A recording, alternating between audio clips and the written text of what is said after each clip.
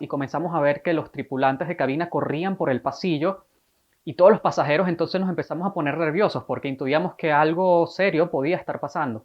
Hola, ¿cómo estás? Soy Adrián Visual y en este video te voy a contar de varias anécdotas que me han pasado en aeropuertos o relacionados con aerolíneas, y me parece interesante que las puedas escuchar porque nunca se sabe cuándo te puedan pasar a ti o a algún conocido, o quizá no de repente con un avión, pero quizá viajando en autobús. Así que te invito a escuchar esto, y también, si es primera vez que estás viéndome, no solo que te suscribas, sino que además me encuentres en Instagram con el mismo usuario, Adrián Visual, porque siempre estoy compartiendo cosas. Si no son de viajes, puede ser también de comidas que estoy probando, o cosas de mi vida personal, o cosas de los lugares que he visitado. Y además siempre estoy tomando en cuenta la opinión de las personas que me siguen e interactuando con ellos a través del sticker de preguntas. La primera anécdota que te voy a contar me pasó este año, hace poco. Yo estaba viajando desde Santiago de Chile hasta Calama porque iba a ir a conocer el desierto del Atacama. Justo cuando el avión iba a despegar, ya todos habíamos apagado el celular y estaba tomando velocidad, justo como ese momento antes de que levante la punta y se despegue. El avión de repente iba rápido y más bien como empezó a bajar la velocidad, siguió en tierra y comenzó a dar vueltas por el aeropuerto, a girar, a hacer un recorrido. Y los pasajeros no entendíamos, porque si ya había tomado velocidad, ¿qué había pasado? Al cabo de como 10 minutos dando vueltas, sin nosotros entender bien, el capitán se comunica por los altoparlantes y decía que debido a alguna especie de información que no coincidía, que le indicaba el sistema del avión, él prefería que fuese revisado por un equipo técnico como medida de seguridad. Nos indicó que no era nada grave, pero es lo que corresponde hacer en el protocolo. Y en efecto, una vez que el avión se detuvo, entró algún personal y al cabo de unos minutos se nos pidió que nos cambiáramos de unidad a otro avión. A medida que todo iba pasando, yo iba subiendo stories de lo que iba ocurriendo. Y justamente me gustó muchísimo, también por eso los invito a que me sigan, me gustó muchísimo leer lo que me escribían las personas. A algunos les había pasado algo similar, a otros no. Ya después de que nos cambiamos de unidad y se volvió a colocar el equipaje en la bodega, pudimos despegar con normalidad y llegar a destino. La siguiente anécdota me pasó por desinformación, y es algo que ocurre a muchos pasajeros. Yo estaba viviendo en Caracas y tenía un vuelo hacia La Habana, en Cuba. Pero este vuelo era con un grupo de personas que iban desde Puerto Ordaz. Entonces a mí se me compró mi boleto desde Puerto Ordaz, que es otra ciudad de Venezuela. ¿Qué pasó? Como yo ya vivía en Caracas, yo no fui a Puerto Ordaz para volver a irme a Caracas y seguir de ahí a La Habana, sino que el grupo voló Puerto Ordaz-Caracas y yo llegué al aeropuerto allí a tomar la otra parte del vuelo. Resulta que me dicen cuando estoy haciendo el check-in que para las aerolíneas, no para esta aerolínea, para todas en general, cuando ocurren estos vuelos con conexión, es para ellos un solo viaje. O sea, tú como pasajero estás haciendo un solo viaje. Entonces, si tú no tomas el vuelo desde el inicio, es como que se cancela el resto de la ruta para ti. O sea, no te subiste al primer avión, entonces el resto se cancela. No me tocó más que aprender esto por las malas. La aerolínea incluso me dijo que el vuelo de Caracas a La Habana estaba sobrevendido, así que había una lista de espera larga. Lo único que me ofrecieron fue ubicarme en otro vuelo al día siguiente con otra aerolínea, y no tuve más opción que tomar esta y viajar solo después desde Caracas a La Habana. Esto que te voy a contar, presta atención si eres padre o madre, o si eres menor de edad y vas a viajar, porque me pasó cuando era menor de edad. Yo tenía 16 años y estaba viajando a México con mi mamá. Iba desde Caracas hasta Ciudad de México. Resulta que cuando estamos en migración de Venezuela, no sé si la persona tuvo un mal día, pero resulta que la persona de migración pide el permiso de viaje de mi papá porque ve que yo viajo solamente con mi mamá, a lo que mi mamá le dice, no, yo soy viuda. Entonces, si mi padre hubiese estado vivo, habría sido normal que le pida el permiso de viaje del papá, pero siendo mi mamá viuda, no hay otra cosa que hacer. A lo que el señor le dice, muéstreme el acta de defunción de su esposo, para lo cual fue muy extraño, ya que nunca nos habían pedido esto y mi mamá ya había viajado con nosotros fuera del país siendo menores de edad. Entonces mi mamá le muestra al señor, en mi cédula y en mi pasaporte dice que mi estado civil es viuda. Esto significa que para yo hacer este cambio de estado, yo presenté el documento ante el registro en Venezuela, que es el que hace el pasaporte y la cédula. Y esto es verdad, esto es así. Y aún así el señor insistió y que no nos iba a dejar salir si mi mamá no le mostraba el acta de defunción. Llamaron a un supervisor, estuvimos hablando, le dimos el mismo argumento y fue bastante difícil convencer a esta gente hasta que, no sé si por obra y gracia al final aceptaron dejarnos pasar, pero sí dijeron que teníamos que tener el acta de función. Era primera vez que nos las pedían, así que lo que hay que aprender de esta experiencia es, si tú eres padre o madre y estás separado o eres viudo o viuda, ten algo que respalde esto. Sé que puede ser un fastidio viajar con tanto papel, pero es mejor tenerlo y prevenir que pasar un mal momento.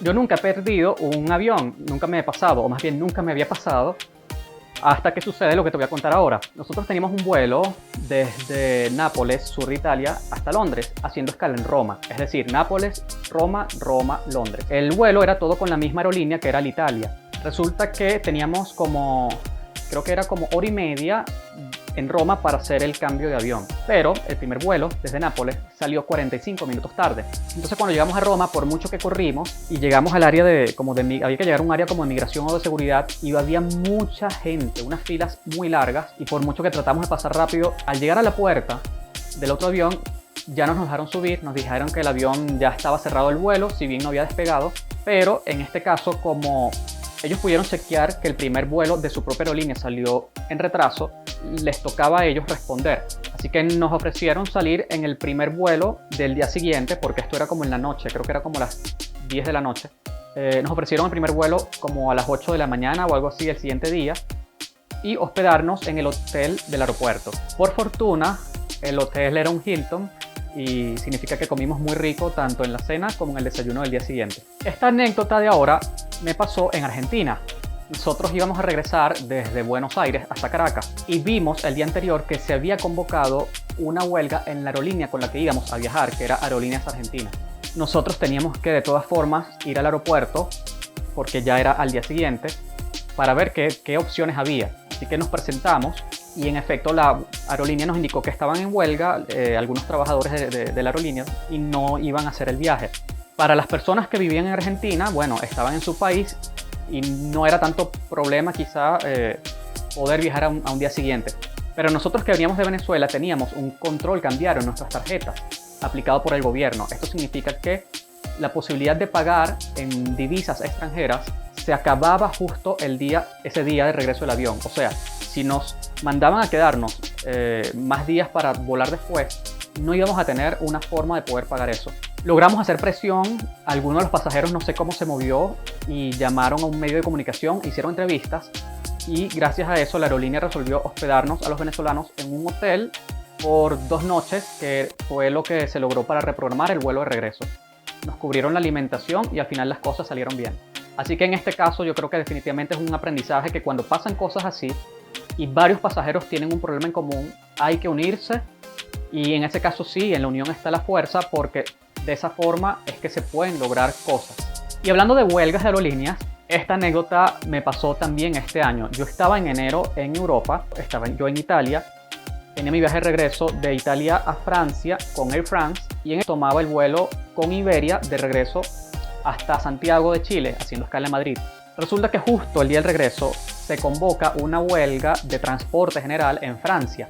Entonces yo con la agencia de viaje logré resolver y me rerutearon el vuelo directo desde Madrid hasta Santiago. Pero yo me tenía que llegar, estando en Italia, me tenía que llegar hasta España.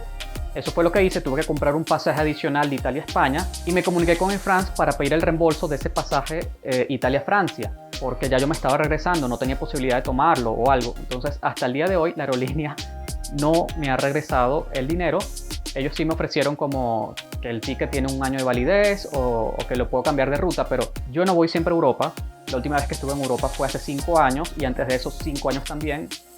Entonces mis posibilidades de volver en menos de un año no son tan grandes, esas posibilidades, menos aún si tomamos en cuenta la situación que vimos actualmente en 2020. Así que sigo esperando ese dinero y es algo para lo que hay que estar preparado, que pueda ocurrir que no lo devuelvan. La siguiente anécdota me pasó volando desde Santiago hasta Lima. Estábamos en el aire y faltaban quizá como unos 45 minutos para aterrizar. Es un viaje de más o menos 3 horas y media. Y de repente vemos que la tripulación de vuelo empieza como a corretear y hay como una especie de murmullo. Entonces una de ellas pregunta por el parlante del avión si entre los pasajeros hay algún médico. Nadie responde, pero por lo menos podíamos intuir que era debido a algún pasajero que tendría algún problema de salud. Pasaron como 10 minutos más y comenzamos a ver que los tripulantes de cabina corrían por el pasillo y todos los pasajeros entonces nos empezamos a poner nerviosos porque intuíamos que algo serio podía estar pasando. Entonces una de ellas comenzó a gritar oxígeno, oxígeno, y sacaron de la parte de arriba donde se guardan las maletas, sacaron un tanque o una bombona de oxígeno pequeña y vimos que corrieron a dársela al pasajero. Yo estaba ubicado en los primeros puestos, los primeros 7, 8 puestos, y esto estaba ocurriendo como en la segunda mitad del avión. Ya como faltaban como unos 20 minutos para aterrizar y el capitán nos indica que una vez en el aeropuerto no nos vamos a bajar del avión, sino que tenemos que esperar a que el personal de salud ingrese para atender al pasajero. Y así fue. Aterrizamos, después que se detuvo el avión, la gente se quitó el cinturón, pero no para salir, sino para ver qué estaba pasando. Y vimos que entraron como 2 o 3 personas con chalecos amarillos y empezaron a atender al pasajero. No nos decían nada, nadie sabía qué estaba pasando. Y al cabo de otros 10 minutos entran unas 3 personas más. Pasan 10 minutos más, entran más personas. Al final eran casi 10 personas atendiendo un pasajero. Y no se veía nada, no podíamos ver por tanta gente alrededor. Hasta que ya cuando teníamos como unos 40 minutos de haber aterrizado, el capitán nos informa por el parlante que para no hacernos esperar más a nosotros, el resto de los pasajeros íbamos a desembarcar. Y así fue, salimos del avión y yo personalmente nunca supe qué pasó con ese pasajero. La siguiente anécdota quizá me pasó como por, no sé si ingenuo o inocente o tener buenas intenciones, y es algo que después que pasó me pongo a reflexionar y pienso que no debería volver a hacerlo. Presta mucha atención porque pienso que esto te podría pasar a ti. Yo estaba volando desde Caracas hacia Ecuador en una aerolínea ecuatoriana llamada TAMI y recuerdo que poco antes de aterrizar en Quito se me acerca una tripulante de cabina y me dice: oye chico, los tripulantes de cabina te queríamos pedir un favor. No estás obligado a aceptarlo, pero queríamos ver si podías pasar una botella de alcohol como tuya, porque queremos aprovechar nosotros, no nos permiten comprar alcohol, pero justamente los precios aquí son más bajos en el avión, entonces te la entregamos a ti y después que pases aduana y todo eso, te va a esperar una de nuestras compañeras y se la entregas a ella. Yo al comienzo, para mí fue extraño y fue incómodo que me dijeran esto, porque no era que tuviera ganas de hacer el favor, pero a la vez tampoco vi que me estuvieran pidiendo como algo malo, digámoslo así, y también vi que me lo pidió como en buena onda. Y si bien en primera instancia sí le demostré que le dije: oye, no tienen otras opciones, ¿qué otras alternativas hay? Y ella me fue explicando varias cosas que no podían hacer, etc. Entonces al final terminé diciendo que sí. Poco antes de despegar me acercaron la botella en una bolsa de compras, pero ya cuando yo estaba en el aeropuerto e iba a salir, iba a pasar todo por seguridad y rayos X, me doy cuenta de que lo que hice es algo muy riesgoso, porque yo realmente no tenía 100% de seguridad de que el contenido de la botella fuese algo lícito. Y me puse nervioso y me di cuenta en el momento. Y hasta pensé en dejar la botella allí y no pasarla. Simplemente imploré a Dios que todo saliera bien y gracias a Dios todo salió bien. Al salir de allí estaba la compañera de ellos, le entregué la botella. Me di cuenta que si esto vuelve a suceder, yo diría que no. La verdad es que en los aeropuertos siento que hay que desconfiar de todo el mundo. Aun cuando esto me lo haya dicho una muchacha de la tripulación, pienso que también estuvo mal de parte de ella porque está exponiendo la seguridad de un pasajero. Y esto no debería ser así. En los aeropuertos hay que estar desconfiado de lo que puede ir en el contenido de la bolsa de compras o de la comida o botellas de alguien que no conocemos. A veces pasan situaciones difíciles en el aeropuerto por estas cosas y es mejor uno decir que no y quedar como un antipático que exponer uno su propia seguridad. Te recuerdo una vez más que me consigas en redes sociales o en Instagram como Adrián Visual. También te invito a que me escribas en los comentarios si te han pasado situaciones similares o situaciones interesantes, ya sea no solo en avión, sino también viajando en autobús o viajando en barco. Y si este video te ha servido para mantenerte un poco alerta en cosas que pueden pasar, por favor compártelo a otra persona para que conozcan más situaciones de viajes. Así que recuerda suscribirte a este canal, sobre todo si es primera vez que pasas por aquí, para que me acompañes en las próximas historias que estoy publicando.